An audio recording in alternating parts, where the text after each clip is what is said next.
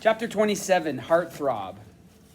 Around the fire at dinner that night, Tally told the story of how she'd hidden in the river when the Rangers' helicopter first appeared. She had everyone wide-eyed again. Apparently, she'd had one of the more exciting journeys to the smoke. Can you imagine? I'm naked and crouching down in the water, and this rusty machine is destroying my camp. Why didn't they land? Asterix asked. Didn't they see your stuff? I thought they did. The Rangers only pick up Uglies in the white flowers, David explained. That's the rendezvous spot we tell runaways to use. They can't just pick up anyone, or they might accidentally bring a spy here. I guess you wouldn't want that, Tally said softly. Still, they should have been more careful with those helicopters, Shay said. Someone's going to get chopped to pieces one day. Tell me about it. The wind almost took my hoverboard away, Tally said. It lifted my sleeping bag right off the ground and up into the blades. It was totally shredded. She was pleased by the amazement on the faces of her audience. So where'd you sleep? Croy asked. It wasn't that bad. It was only for... Tally stopped herself just in time. She'd spent one night without the sleeping bag, but in her cover story, she'd spent 4 days in the orchids. It was warm enough. You'd better get a new one before bedtime, David said. It's a lot colder up here than down in the weeds. I'll take her over to the trading post, Shay said. It's like a requisition center, Tally. Only when you get something, you have to leave something else behind as payment. Tally shifted uncomfortably in her seat. She still hadn't gotten used to the idea that you had to pay for things here. All I've got is spag bowl. Shay smiled. That's perfect to trade with. We can't make dehydrated food here except fruit, and traveling with regular food is a total pain. Spag bowl's good as gold. After dinner, Shay took her to a large hut near the center of town. The shelves were full of things made in the smoke, along with a few objects that had come from the cities. The city-made stuff was mostly shabby and worn, repaired again and again, but the handmade things fascinated Tally. She ran her still raw fingers across the clay pots and wooden tools, amazed at how each had its own texture and weight. Everything seemed so heavy and serious. An older Ugly was running the place, but he wasn't as scary as the boss. He brought out woolen gear and a few silvery sleeping bags. The blankets, scarves, and gloves were beautiful, in subdued colors and simple patterns, but Shay insisted that Tally get a city-made sleeping bag. Much lighter and it squishes up small, much better for when we go exploring. Of course, Tally said, trying to smile. That'll be great. She wound up trading 12 packets of spag bowl for another sleeping bag and 6 for a handmade sweater, which left her with 8. She couldn't believe that the sweater, brown with bands of pale red and green highlights, cost half as much as the sleeping bag, which was threadbare and patched. You're just lucky you didn't lose your water purifier, Shay said as they walked home. Those things are impossible to trade for.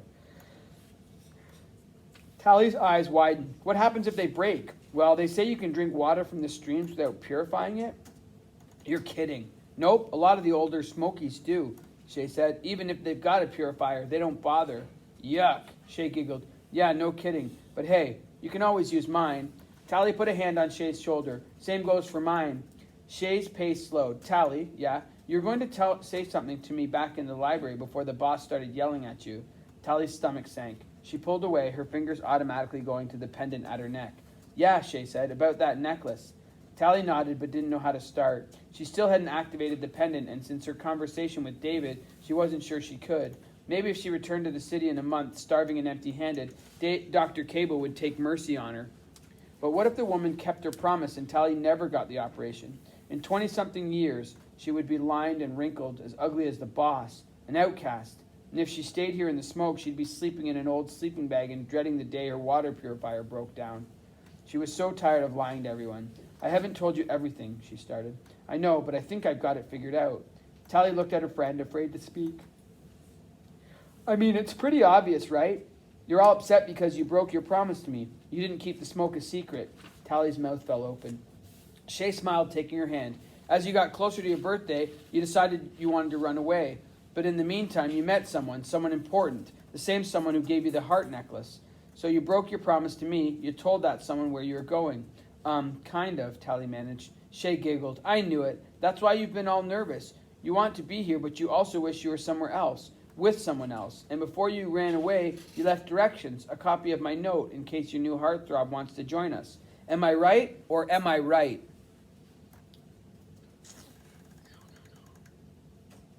Tally bit her lip. Shay's face glowed in the moonlight, obviously thrilled with herself for figuring out Tally's big secret.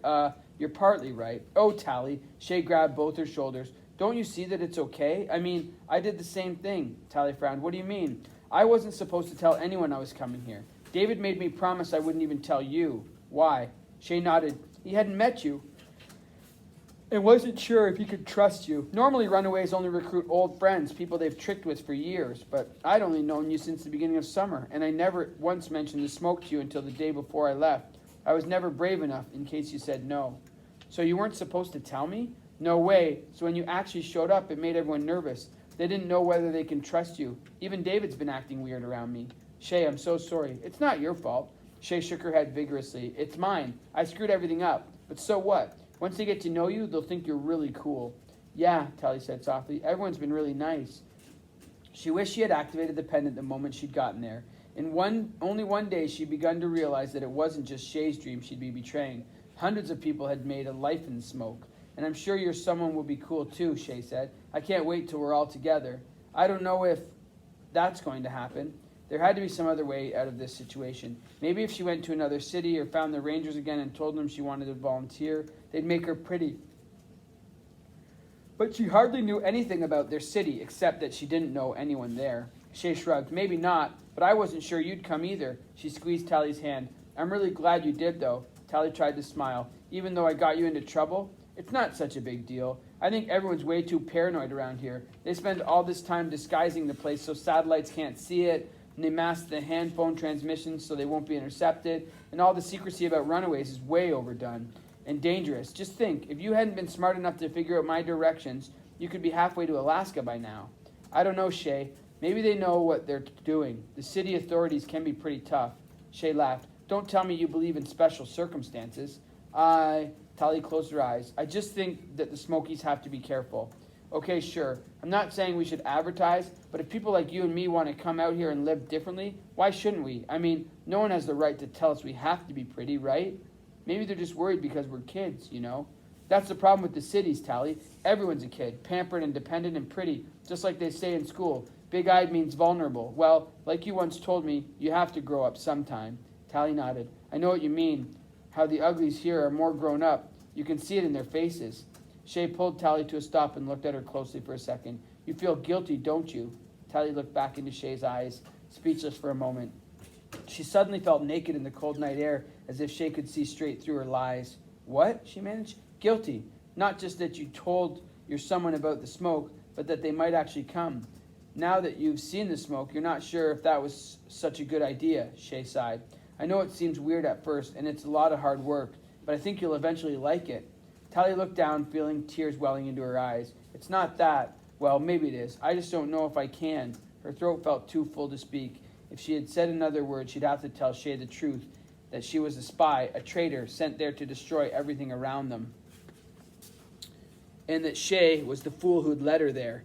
Hey, it's okay, Shay gathered Tally in her arms, rocking her gently as Tally began to cry. I'm sorry I didn't mean to unload everything on you at once, but I've kind of felt distance from you since you got here. It feels like you're not sure you want to look at me.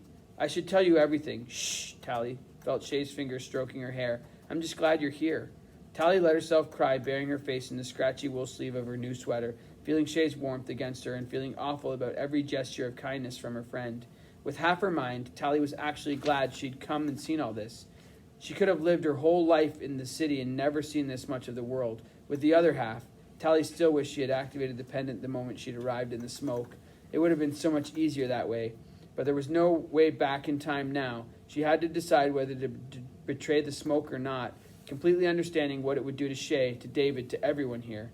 It's okay, Tally, Shay murmured. You'll be okay.